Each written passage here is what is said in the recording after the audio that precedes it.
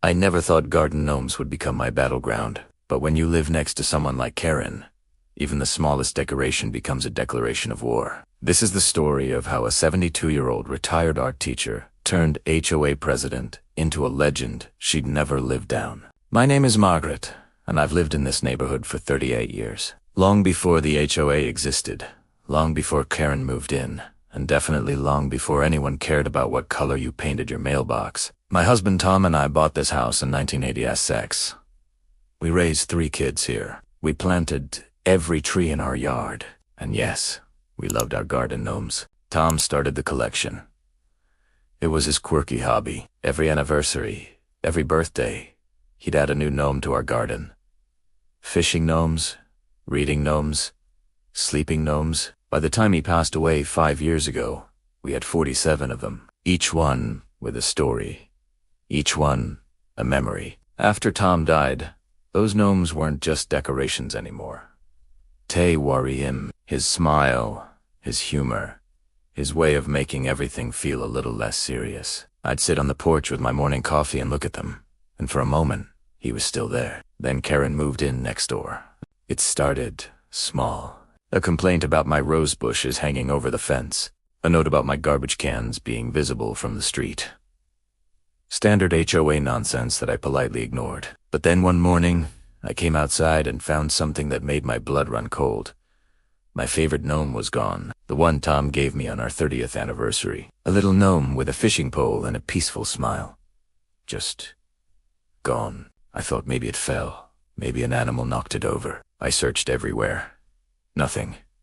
The next week, another one disappeared. Then another.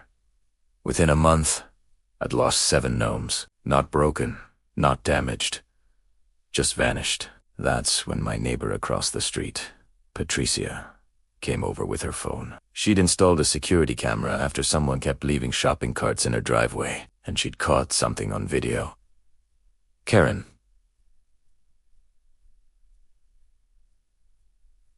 At 2 in the morning, in my yard, picking up my gnomes and carrying them to her car. I watched that video 10 times. There she was, in her bathrobe and slippers, creeping around my garden like some kind of gnome thief. The rage I felt wasn't just about the gnomes. It was about Tom. It was about someone violating the one thing that kept his memory alive. I confronted her the next day, knocked on her door with the video on my phone.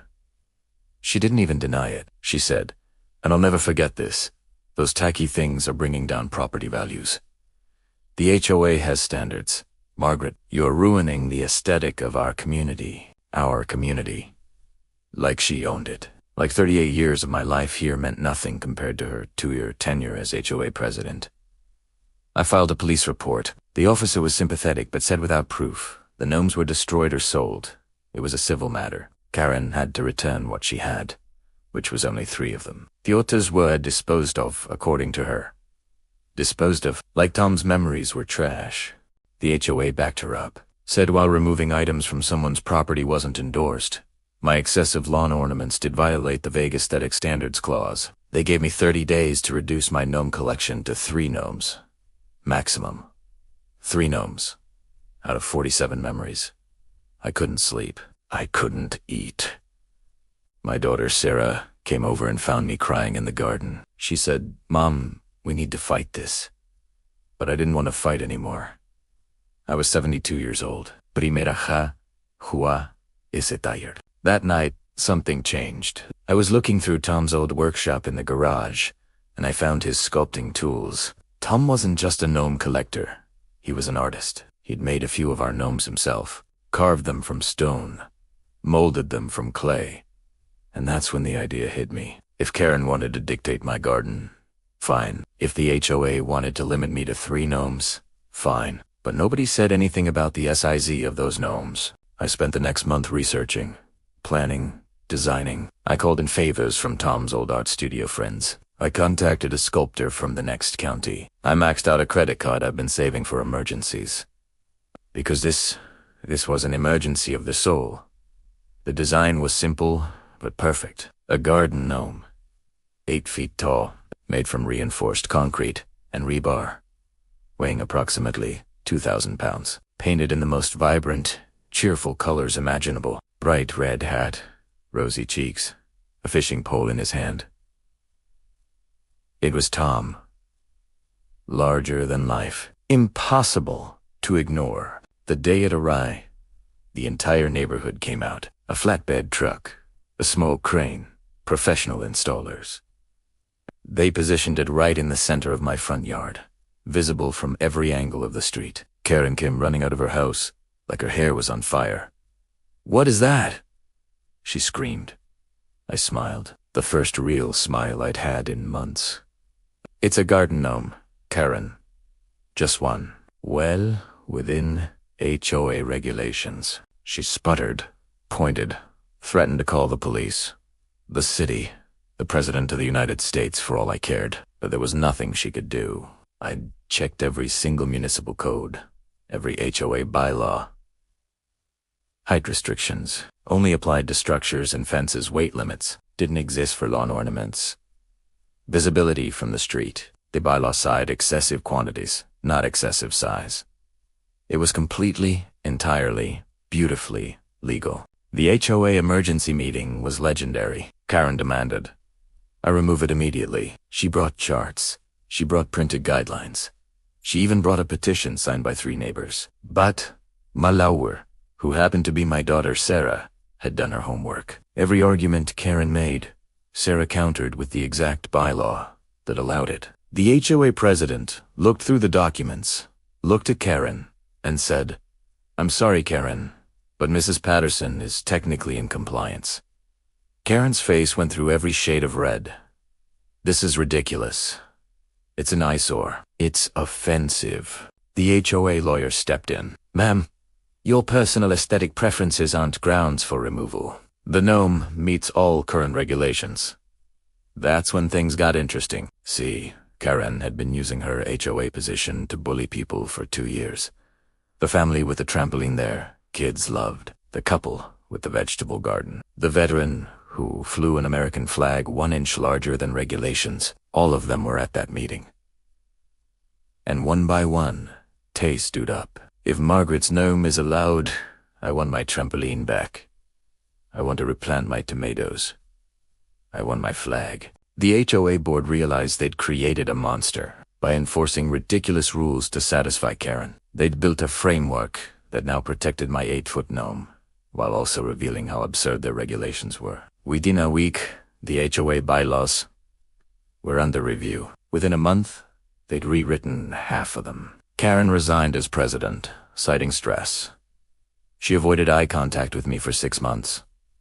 But here's the thing. This story isn't really about revenge. It's not even really about the gnome.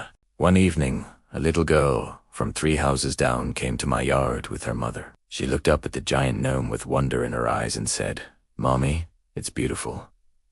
Her mother smiled at me. She loves it, asks to walk by it every day. Other kids started coming by, taking pictures, making wishes. One boy said it looked like his grandfather who'd passed away. A young couple getting married asked if they could take engagement photos with it. The gnome became something bigger than my fight with Karen.